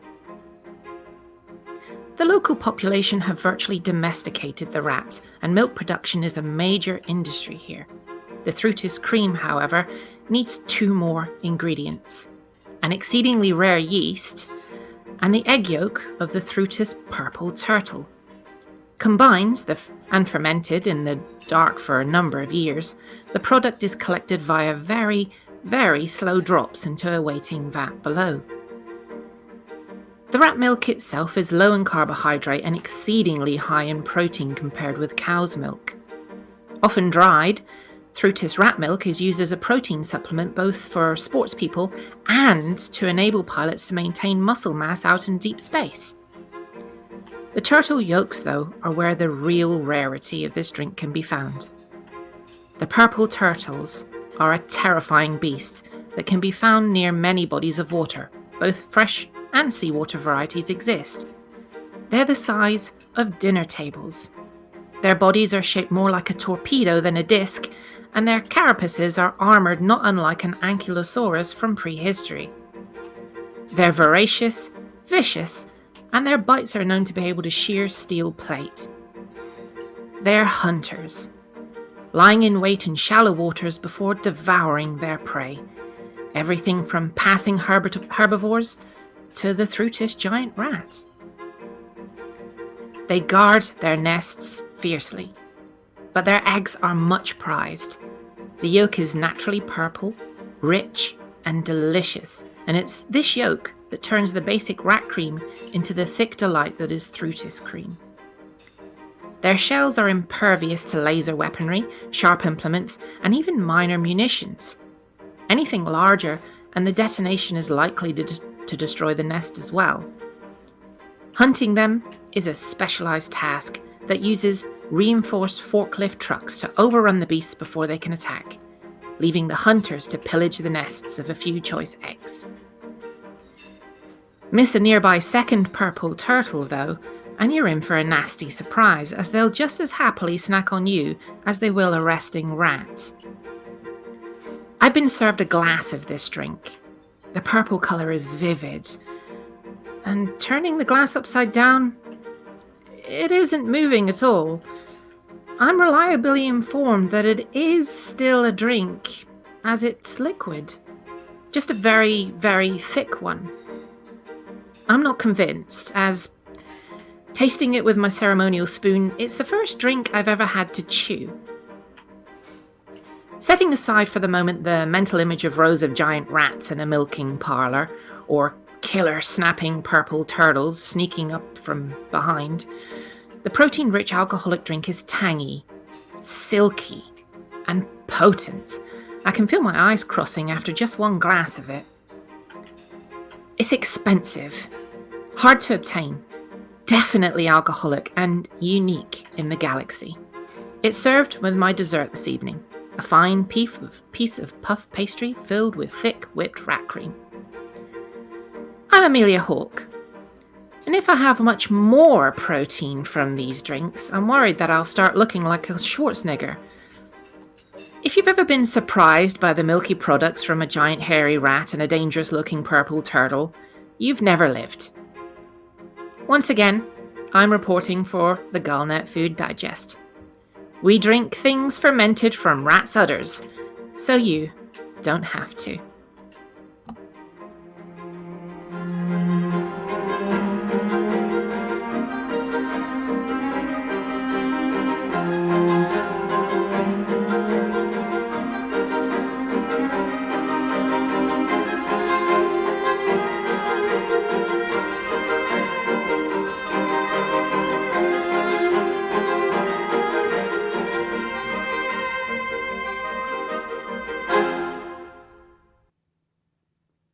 Thank you very much, Aemilia. Crikey.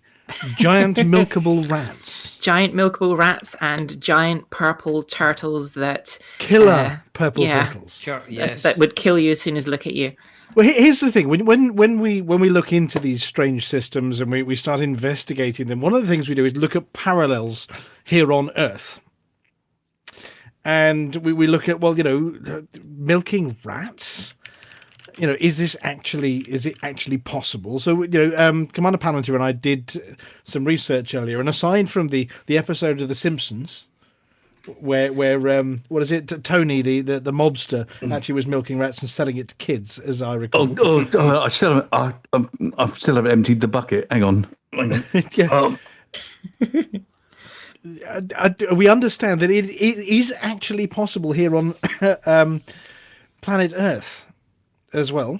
And yes, rat milk does contain 31.7% protein and only 11.8% fat and 40% carbohydrate, which means it is massively, massively full of protein. And in fact, it is actually a more ethical product than cows because they produce a tiny fraction, not just because they're small, but if you took 600 rats, which produce about the same amount of milk as one cow, they produce less methane than cows do. So there you go. We had to look all of this up when we were investigating your item there. But not only that, there are actually killer turtles out there. Yes. Oh, sorry. On a parallel mental note to the milking, in the movie Dune, you had milking cats as well. Yes, they do milk all sorts of things. Yeah, it boggles the mind, really, because we're so used to, we get milk from a cow, we get milk from a goat, but from a rat, but... all sorts of animals, I suppose it's theoretically possible to do so. Tastes better than dog.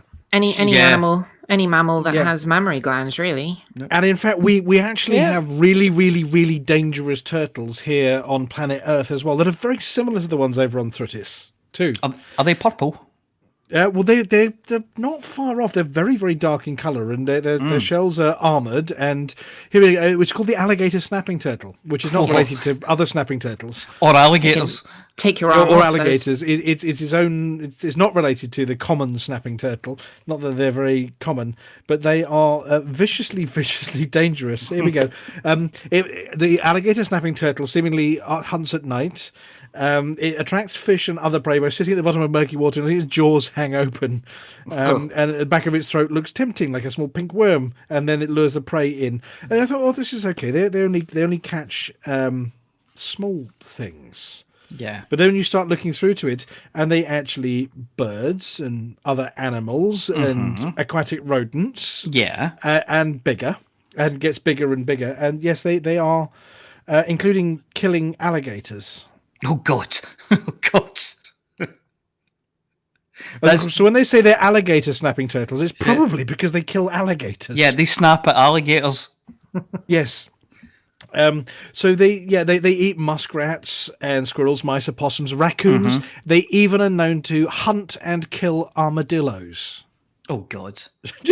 So you think this stuff out there in the universe is sort of wow, weird alien stuff? No, we've got it here on Earth as well. Yes, there are turtles out there that will hunt and kill armadillos. They would still get beat up by a honey badger, though.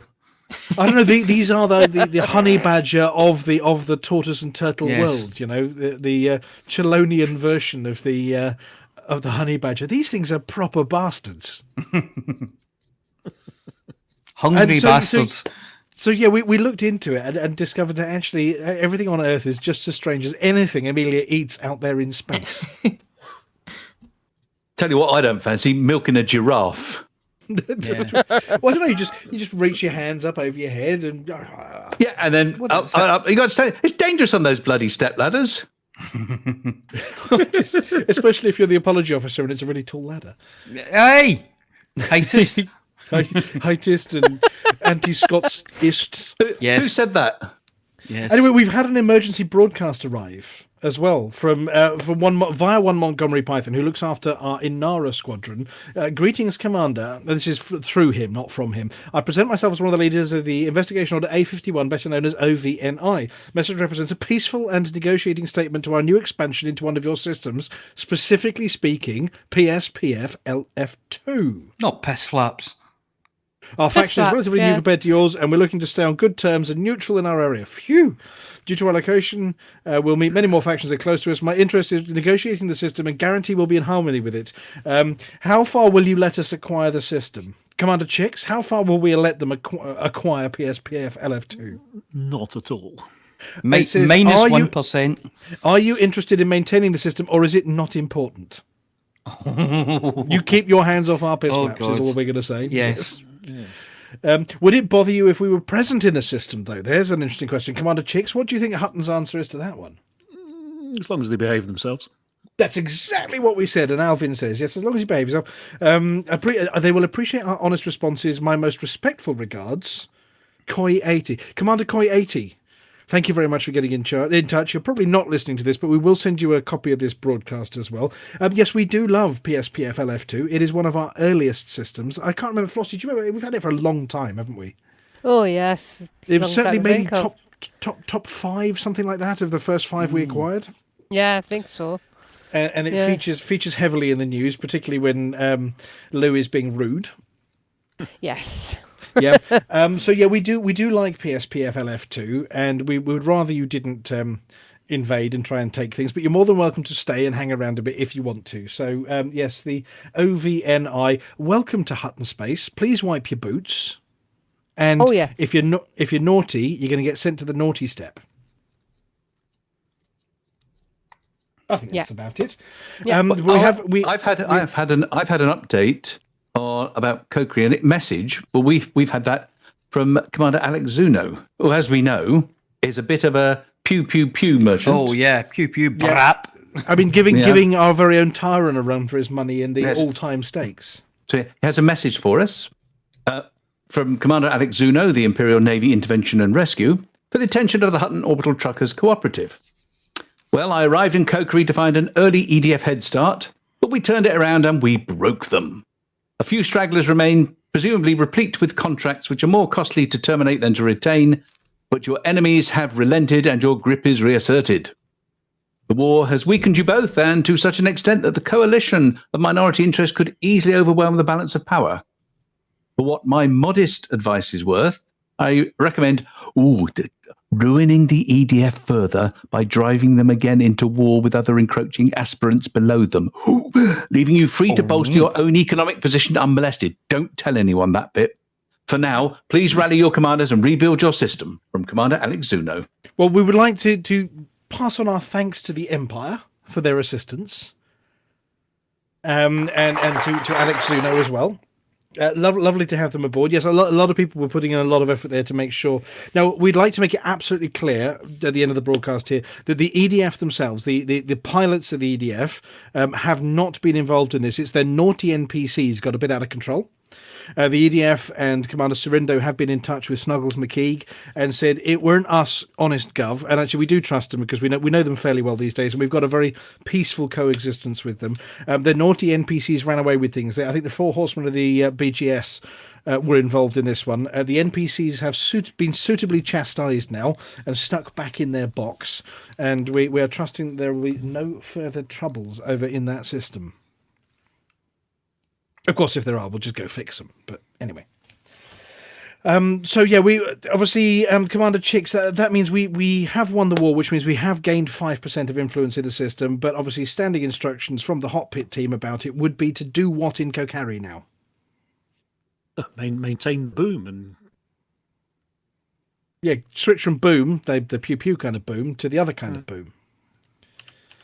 And make sure our influence stays, as you said earlier, between the 40 and 60%, preferably slightly higher up end of things. EDF are 6% behind Hutton Truckers at the moment, but the Kokari Liberals are only 1.5% below them. So we can push that into a war, like is rumoured. Yes, so obviously we were down at sort of the doldrums of 27-ish%, somewhere like that, fairly recently. So we do need to get the influence there back up again. It still needs a wee tickle.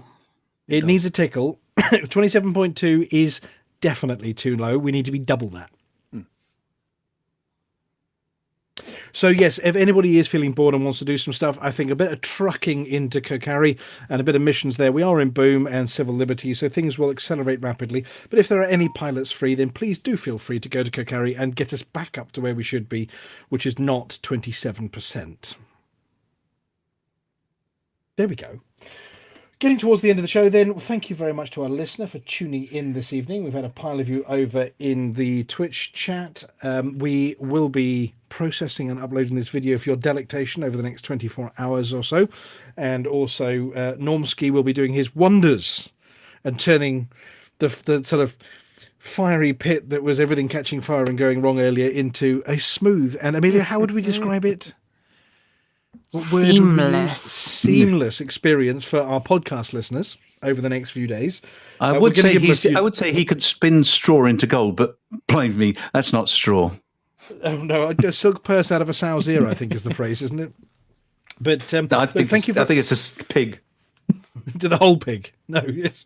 Yes. Well, thank you very much to the radio team, and of course for Commander Chix for joining us this evening. We did rather drop Chix in at the deep end with lots of questions, so thank you, Commander Chix. You already have a mug, and you can't have two, so thank you. But hopefully you've managed to go and pour yourself a Centaurian Mega Gin and sip it from your mug later. Still on tea, trying to stay sober. Oh, we didn't bother. Or at least I didn't this evening. Little Burke is asking what they're doing for the next couple of Thursdays. Oh, of course, that's a very good point. Okay, so next Thursday, people will be celebrating all sorts of stuff. We will be putting something out. It won't necessarily be your usual live show, but I believe we're going to fire up the machine and hit go at approximately the right time in the evening with a bit of a pre-record and a few odds and sods. We won't be doing the full show. Everybody's got families to attend to and things. But if anybody does want to tune in, then they're more than welcome. We will be putting something out, likely to be pre-recorded, maybe a Hutton special Christmas something, you never know, but there's no live show next Thursday, and then the following week is New Year's Eve, and what we're going to be doing is we're going to be getting together and actually playing some games. So we're not going to do the full show. What we're going to do is invite absolutely everybody, as is the green room, to come and join us, and we're actually going to be hopping into our spaceships, and we're going to put together a bit of a get-together. So anybody who's on your own on New Year's Eve or is fed up with being locked in the house, we're going to be putting an evening of sort of fun gaming, having a beer, having a chat together for the evening.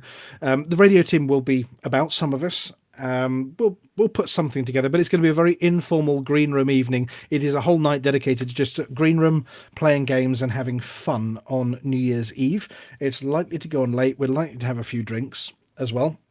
So please do come and join us on New Year's Eve, which is the last show before the Muggies. Then the week after that is the Muggies, so we're having a week off. Yay! And we're going to be handing over to Psycho Cow and the Muggies team for the evening to introduce the winners. And that's the plan for the next 3 weeks. Anybody up for coming to join some shenanigans on New Year's Eve? Oh, yes. Oh, yeah. Oh, Yes. yes. I may have to do an Xbox, but I'll be there. Well, you never know. We might break out Emilia's VR room again and go to Emilia's house in VR briefly. And, It's still set up for all people to play games, so I left it set up. And obviously, we've got the TeamSpeak server. So those of you listening on the radio station, if you want to come in and join chat and come and join us in the various games room, the TeamSpeak server is ts.forthemug.com. That's not a website. That's the server address you put into TeamSpeak. It may well be that a few people get together on the Xbox side of things on their chat channel as well. And it may well be there's some shenanigans going on Discord, but we will publicise more over the next week or so about what we're up to. Basically, we're going to go to the Hutton Games room and have a laugh and play games and have a beer. In 2 weeks. It's all go, isn't it? Yeah, it's all go. And then obviously next week, if you tune in, you'll hear something, but it just won't be us live because we're going to be too busy preparing for Christmas. And it's my wife's birthday, so you don't think I'm going to be sitting on the show? Oh, no. Now, does that mean you just get one present and go, well, it's just a combined present, or do you have to separate them? You know, one on one day, one on the other. She gets presents every day. She gets your presents every day. Yeah. Yes. Yeah. Just gift can't that possibly keeps want on anything giving. else. Yeah. No, don't buy presents. If I see something, she gets it straight away. Don't make her wait. No. It isn't Which means being come married to Christmas, Sean enough. Yes. Oh, it's more than enough. Say that again. Yeah. Said presents, not penance. Yeah. I feel your presence. Like that no, that's a different film, isn't it? Yeah. Well, look, so thank you very much to Commander Ventura for pushing the buttons, to Harry Balsack, also known as Commander Palantir, for his co-writing and co-presenting and generally keeping everything on track skills, as well as finding all the pictures this evening for the show. Thank you to Aemilia for your seamless presence. To the apology officer for standing in for Commander Chix and all the usual, including writing the sports report. Oh, very much. To Commander Chix for being our newest stunt presenter. You are welcome back at any point, Commander Chix. Thank you very much. Just if you feel like coming on the show, drop us a line and we can squeeze you in a little corner somewhere. And of course, last but not least, you squeeze him. I'm not seeing where he's been. Flossy, squeeze Chix, quick. Squeeze! Get off. Also, that doesn't say stunt. Stunned. And of course to Commander Flossy, and maybe they may be taking a couple of weeks off from the CGs. We don't know at the moment. It is going to be Christmas for the Pilots Federation as well. Yes. So I don't know what's happening next week, if anything. But obviously, if we're not doing any live broadcasts about CGs, those kind of things, then we will put details up on the Facebook page. Flossy does maintain a wonderful record online of all the CGs and what's going on, so do have a look on Facebook at Flossy's special posts about CGs, just in case. Yeah. Other than that, there's one thing left to say, isn't there? For the mug! Good night, everybody. Mug!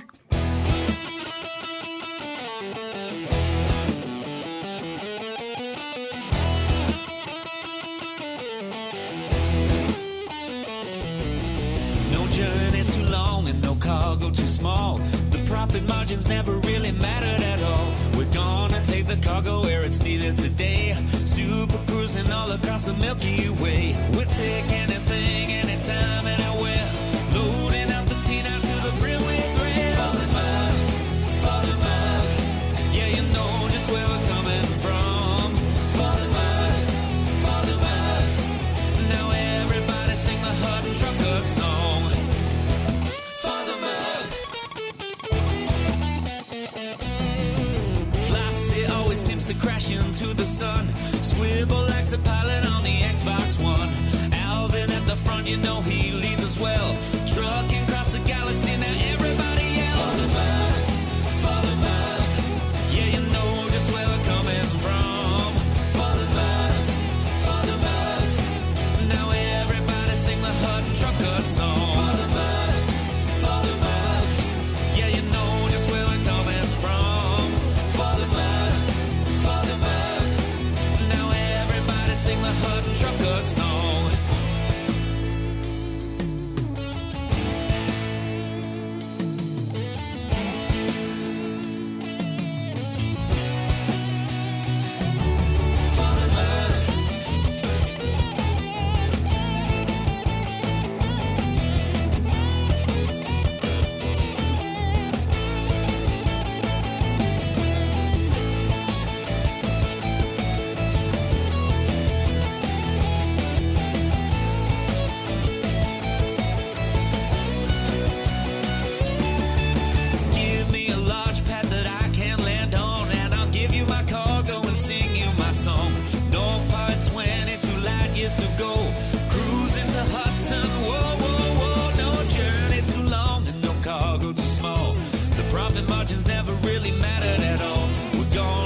cargo where it's needed today. Super cruising all across the Milky Way. We'll take anything, anytime, anywhere. So shout it out loud like you don't even care.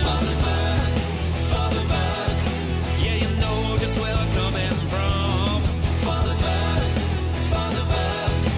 now everybody sing the Hutton Trucker song. For the bug, yeah, you know just where I'm coming from. For the bug, now everybody sing the Hutton Trucker song.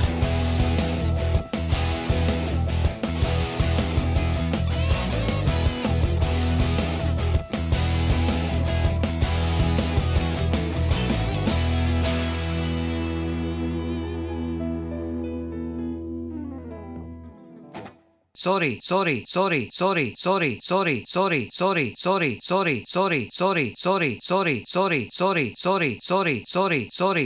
Tonight's show was late due to a technical reason. We do apologise. I'm Mr. Dusty. Give me your trash.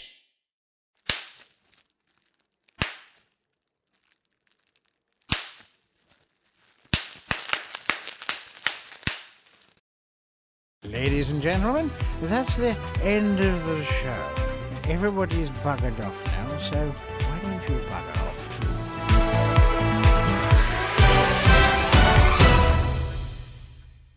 too? Night, guys.